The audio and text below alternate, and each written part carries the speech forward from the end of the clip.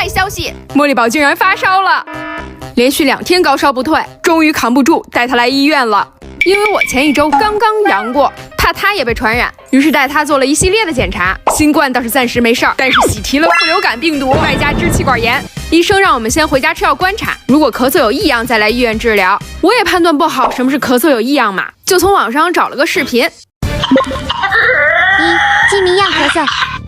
2. 犬吠样咳嗽。3. 虚咳痰咳。4. 干咳。大家帮我听听，不知道这是哪种咳嗽？